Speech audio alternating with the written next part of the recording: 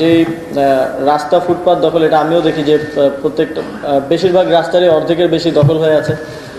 তো সেগুলোর বিষয়ে কী ধরনের ব্যবস্থা নেওয়া যায় সেগুলো উচ্ছেদ করা এবং যথাযথ ব্যবস্থা করা। কারণ আপনারা জানেন যে যারা ফুটপাতে বিক্রি করে তারাও উপার্জনের জন্য, জীবিকা নির্বাহের জন্যই সেটা করে।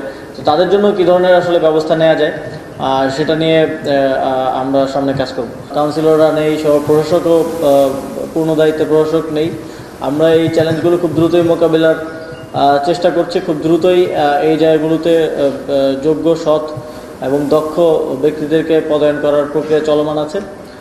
তবে এর মধ্যে আমাদের যতটুকু সক্ষমতা আছে তার মধ্যে জনগণকে যেন কোনো প্রকার হয়রানির মধ্যে না পড়তে হয়, এবং কোনো একটা বিষয়ে বিলম্ব হলেও সেটা সদ্ব্যবহারের মাধ্যমে, ভালো করে তাদেরকে বুঝিয়ে বলার মাধ্যমে, যাতে আমরা জনগণের সাথে এই সিটি কর্পোরেশন বা সরকারের যে একটা ব্রিজ, একটা সুসম্পর্ক যেন আমাদের থাকে।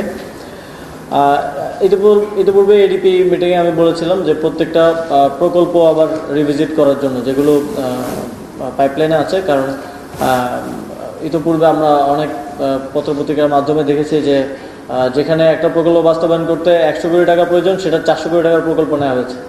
মানে 300 কোটি টাকা আগেই সিকিউর করে ফেলা হয়েছে।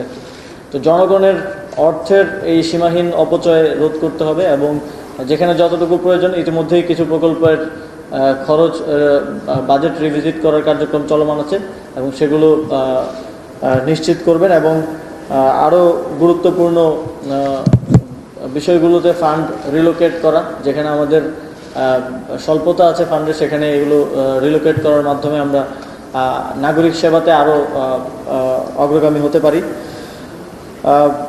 আপনারা জানেন পানি উন্নয়ন বোর্ড কাজ করছে ব্লু নেটওয়ার্ক তৈরির জন্য খালগুলোর সংরক্ষণ এবং পরিষ্কার পরিচ্ছন্নতা কার্যক্রমে, এবং সেখানে নগরের ক্ষেত্রে আমাদের সিটি কর্পোরেশনগুলোর একটা বড় অবদান রাখার সুযোগ আছে। তো এটাকে ইন্টিগ্রেটেড প্ল্যান হিসেবে যাতে আমরা কাজ করতে পারি, আরও যারা স্টেক হোল্ডার আছে, পানি উন্নয়ন বোর্ড সহকারে আরও যারা আছে।